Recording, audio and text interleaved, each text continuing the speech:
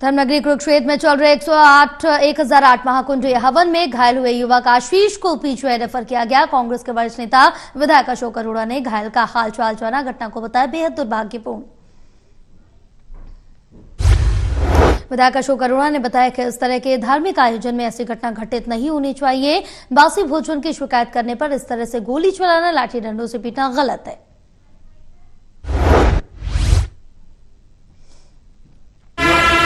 ये बहुत दुर्भाग्यपूर्ण है।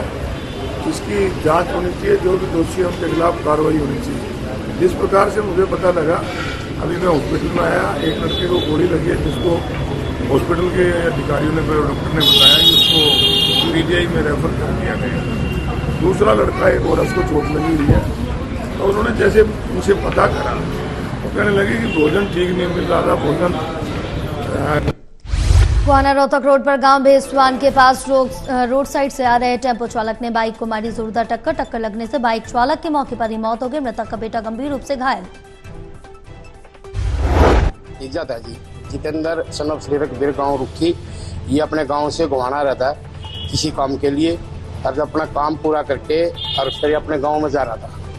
भैंसवान चौकी के करीब 500-700 मीटर गलत दिशा से लोडिंग टेम्पो आ रहा था, उन्होंने सीधी टक्कर मार दी और जो कि जितेंद्र की मौके पर मौत होगी और दूसरा बाइक। मृतक के परिजनों ने बताया जितेंद्र रुखी गांव का रहने वाला था और मेहनत मजदूरी करने का काम करता था। अपने बेटों के साथ बाइक से किसी काम के लिए गांव से गोहाना आ रहा था। में सूचना प्राप्त हुई कि चौकी से गांव रुखी की तरफ टेम्पो व मोटरसाइकिल का एक्सीडेंट हुआ है। सूचना पर पुलिस टीम मौका पर पहुंची तो एक व्यक्ति मृत हालत में जमीन पर पड़ा था, जिसकी पहचान जितेंद्र निवासी रुखी के तौर पर हुई है। मृतक जितेंद्र के भाई विजेंद्र की शिकायत पर टेम्पो चालक के खिलाफ मामला दर्ज किया। जिला उपायुक्त डॉक्टर मनोज कुमार ने बताया कि मुख्यमंत्री आवास योजना के तहत लोगों को 650 प्लॉट वितरित कर दिए गए हैं। इसके साथ साथ प्रधानमंत्री आवास योजना के तहत 1700 लोगों को पहली किस्त भेज दी गई। डॉक्टर मनोज ने कहा है कि जिले के हर गरीब को रहने के लिए घर मिले, यही केंद्र और प्रदेश सरकार की प्राथमिकता है और इसी को पूरा करने के लिए सरकार तेजी के साथ कार्य कर रही है। उपायुक्त डॉक्टर मनोज कुमार ने बताया कि गर्मी के मौसम में जिले के लोगों को उचित पीने के पानी उपलब्ध करवाने के लिए जिला प्रशासन द्वारा पूर्ण तैयारी कर ली गई है। अधिकारियों के साथ बैठक की गई।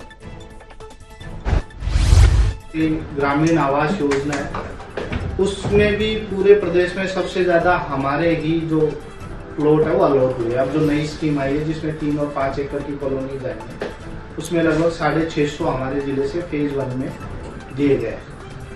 दूसरे फेज में हमारे पास 27-28 गांव के प्रपोजल और रेडी हो गए।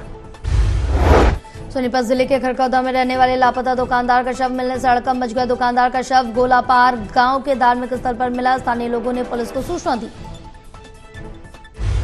थाना प्रभारी वीर सिंह ने बताया कि पुलिस पूरे मामले की गहनता से जांच कर रही है। गोलापुर के धार्मिक स्थल पर जहां शव मिला है वहां पुजारी भी गायब है। पुलिस उसकी तलाश में जुटी है।